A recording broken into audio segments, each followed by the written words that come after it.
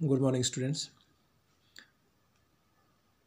आज के इस वीडियो लेक्चर हम न्यूक्लियस के बारे में बात करते हैं, केंद्रिका के बारे में बात करते हैं।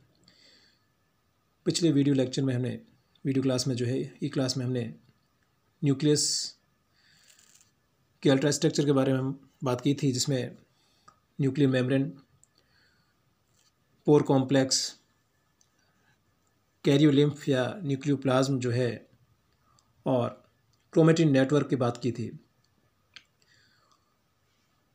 आज हम न्यूक्लियस की जो अल्ट्रा स्ट्रक्चर में जो इम्पोर्टेंट रोल होता है, प्ले करता है न्यूक्लियस, उसकी बात करते हैं।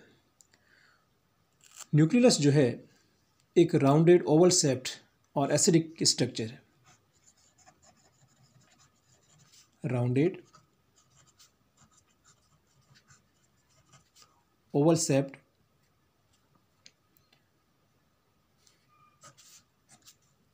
और एसिडिक स्ट्रक्चर, एसिडिक नेचर की स्ट्रक्चर है। ये जो एसिडिक स्ट्रक्चर है न्यूक्लियस, उसकी खोज फोंटाना ने की थी।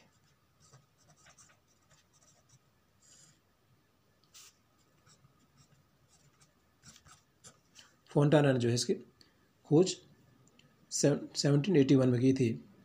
और कोशिका की जो संश्लेषणात्मक क्रिया उनमें इसका महत्वपूर्ण संबंध होता है। और समस्त यूकैरियोटिक कोशिकाओं में इंटरफेज न्यूक्लियस में स्पष्ट रूप से ये दिखाई देता है। और इंटरफेज में क्लियर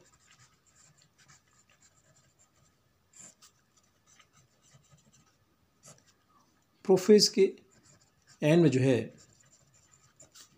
ये डिसअपीयर हो जाता है।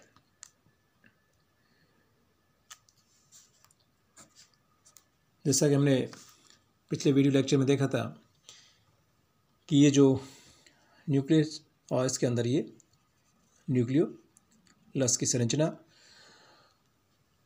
अब इसकी साइज की बात करें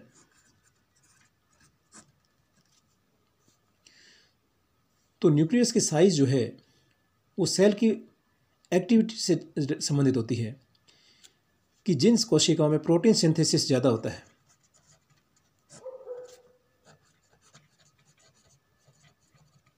जिन सेल में प्रोटीन सिंथेसिस ज़्यादा होता है, वहाँ पर न्यूक्लियस की साइज भी ज़्यादा होती है। और जहाँ पर प्रोटीन सिंथेसिस कम होता है, वहाँ पर न्यूक्लियस की साइज छोटी होती है, या फिर वहाँ पर प्रोटीन ये न्यूक्लियस इनडिस्टिंक्ट या एब्सेंट रहता है, अस्पष्ट होता है। नंबर की बात करें, हम संख्या की बात करें तो हर सेल के अंदर जो केंद्रक होता है उसमें न्यूक्लियस की संख्या क्रोमोसोम के सेट पर डिपेंड करती है, गुणसूत्रों के जोड़ों पर डिपेंड करती है। अर्थात अगर वो हैप्लॉइड सेल है तो उसके अंदर एक न्यूक्लियस पाई जाएगी, अगर वो डिप्लॉइड है तो 2n। तो इस तरह से वेजिटेटिव सेल्स की बात करें जो कि डिप्लॉइड होती है, उसके अंदर 2 न्यूक्लियस पाए जाते हैं। और गैमेट सेल्स हैप्लॉइड होते हैं, उसके अंदर 1 न्यूक्लियस पाया जाता है। और केंद्रिक केंद्रिका या न्यूक्लियस स्थिति हमेशा फिक्स रहती है। और इंटरफेस के अंदर ये क्रोमोसोम के विशिष्ट हेट्रोक्रोमेटिक जो एरिया होते हैं उससे संबंधित रहती है, और जिसे हम कहते हैं न्यूक्लियर ऑर्गेनाइजर। और यह क्रोमोसेंटर में या इसके पास रहता है। अब हम देखते हैं टाइप्स ऑफ न्यूक्लियोलाई।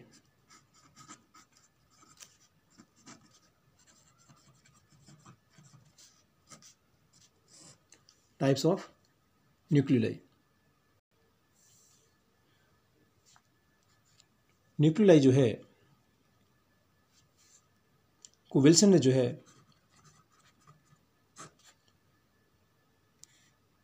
तीन भागों में विभाजित किया। पहला है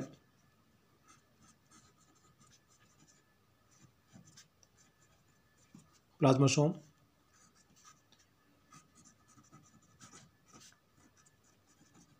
कैरियोसोम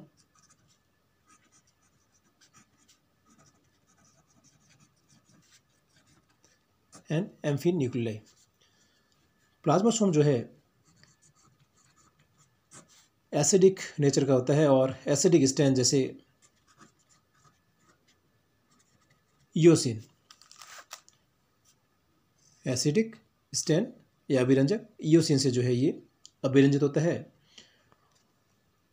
कैरियोसोम जो है को हम ओगेटा भी कहते हैं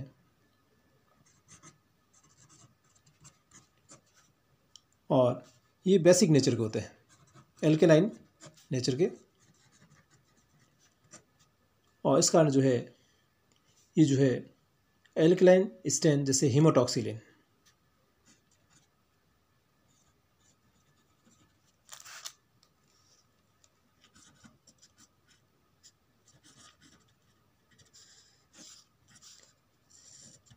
हीमोटॉक्सिलिन स्टैन, इससे जो है ये अभिरंजित किए जाते हैं। और ये कैरियोसोम जो है सेल डिवीजन के समय क्रोमोसोम के निर्माण से संबंधित होते हैं। उसके बाद हम बात करते हैं एम्फीन्यूक्लियाई। कई बार जो है प्लाज्मासोम और कैरियोसोम, ये प्लाज्मासोम और कैरियोसोम आपस में मिल करके, एक दूसरे से मिल करके और डबल न्यूक्लियाई बनाते हैं।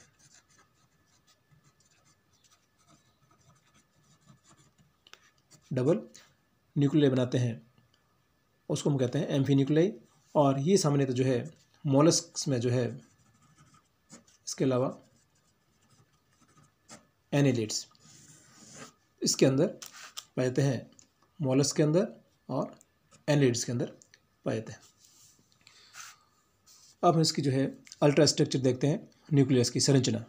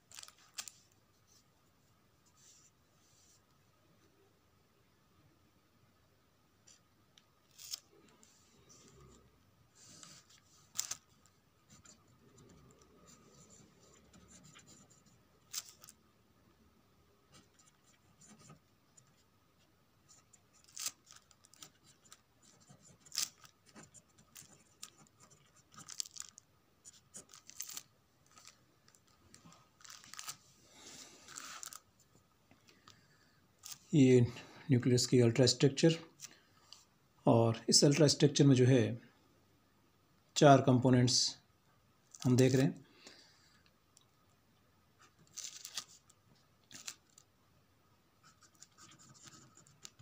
मैट्रिक्स,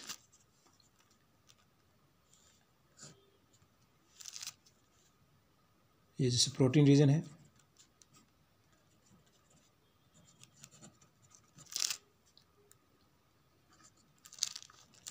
दूसरा जो है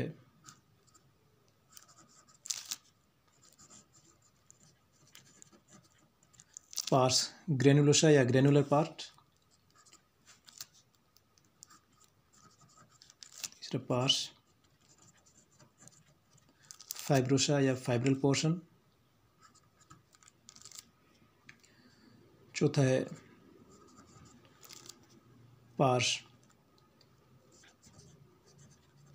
क्रोमोसोमा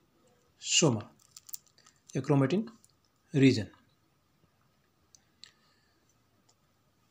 तो सबसे पहले मैट्रिक्स की बात करते हैं, जो पार्स एमोर्फा जिसे कहते हैं, पार्स एमोर्फा मैट्रिक्स रीजन, ये पूरा जो है मैट्रिक्स रीजन है और एक होमोजेनस है, समांगी रूप से पाया जाता है, और इसमें जो है प्रोटीन्स बहुत ही ज़्यादा मात्रा में पाया जाता है, प्रोटीन की अधिकता इसके अंदर होती है। पार्स ग्रेनुलोसा जो कणिकीय भाग होता है, ग्रेनुलर पार्ट होता है, न्यूक्लियस की मैट्रिक्स में अनेक दानेदार संरचनाएं इस तरह से पाई जाती है। ये संरचनाएं कहलाती है पार्स ग्रेनुलोसा, और ये पार्स ग्रेनुलोसा जो है ये 150 to 200 एंगस्ट्रॉम डायमीटर के होते हैं, और इसमें प्रोटीन और आरएनए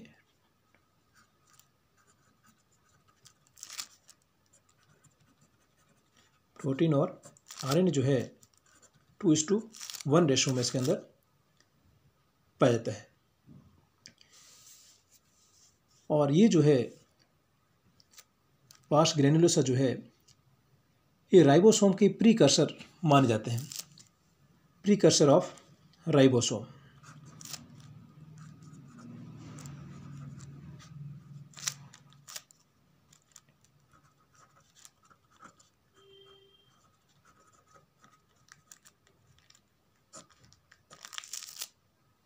प्रीकर्सर ऑफ राइबोसोम, इसके जो है पूर्ववर्ती माने जाते हैं, बस इसलिए इसको जो है न्यूक्लियर राइबोसोम भी कहा जाता है। इसको पार्स ग्रेनुलोसा को हम न्यूक्लियर राइबोसोम भी कहते हैं। इसके बाद हम बात करते हैं पार्स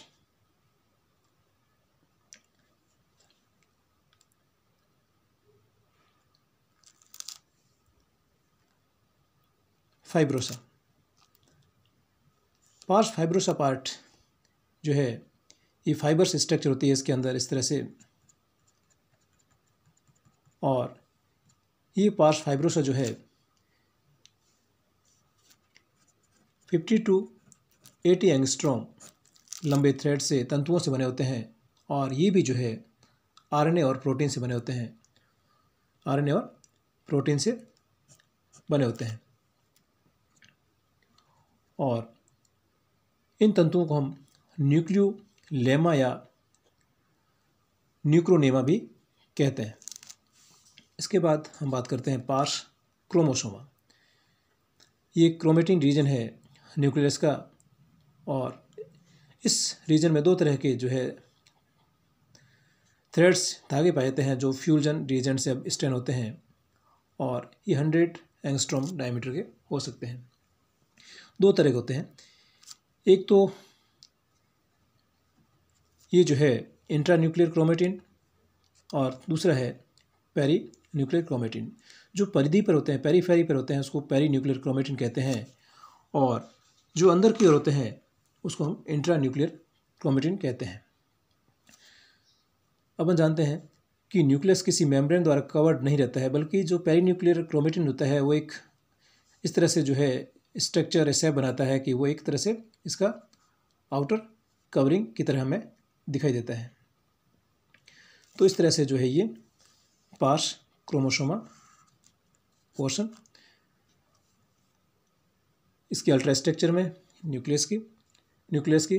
उसके बाद केमिकल कंपोजिशन हम देखें न्यूक्लियस का, तो इसका जो है क्रोमेटिन पार्ट जो है, ये क्रोमेटिन पार्ट जो है डीएनए का बना होता है, और बाकी सारा पार्ट जो है आरएनए और प्रोटीन का बना होता है। इसके अलावा इसके अंदर कई एंजाइम्स पाए जाते हैं। इसके अंदर डीएनए तो है, डीएनए 5% तक, और आरएनए जो है इसके अंदर 11% तक पाया जाता है, और प्रोटीन जो है इसके अंदर न्यूक्लियस के अंदर 85% तक पाया जाता है। तो इस तरह से जो है इसका केमिकल कंपोजिशन। इसके अंदर हिस्टोन प्रोटीन्स नहीं पाए जाते हैं, हिस्टोन इसके अंदर एब्सेंट होते हैं। तो ये थी अल्ट्रा स्ट्रक्चर न्यूक्लियस की, और ये हमारा जो है चैप्टर न्यूक्लियस और उसके पार्ट्स, अलग अलग parts, nuclear membrane, nuclear pore, nucleoplasm, chromatin net और न्यूक्लियस कंप्लीट हुआ। इसके फंक्शंस की बात करें तो फंक्शंस अपन जानते हैं कि न्यूक्लियस जो है किसी भी सेल की जो है समस्त मेटाबॉलिक एक्टिविटीज़ को कंट्रोल करता है, और रिप्रोडक्शन के दौरान जो है प्रोजेनेसिस जो है पेरेंट से प्रोजेनी में जो है लक्षणों का संचरण करता है, और न्यूक्लियस विभिन्न प्रकार के आरएनए का सिंथेसिस भी करता है, और सेल डिवीजन के दौरान खुद जो है डिवाइड होकर के और सेल डिवीजन को कंप्लीट करता है। इसके अलावा सेल्स में, टिश्यूज़ में और किसी भी जीव के कैरेक्टर्स जो है न्यूक्लियस द्वारा ही कंट्रोल किए जाते हैं। तो इस तरह से न्यूक्लियस अपने आप में एक किसी भी कोशिका का हार्ट माना जाता है, कोशिका का हृदय माना जाता है। Thank you.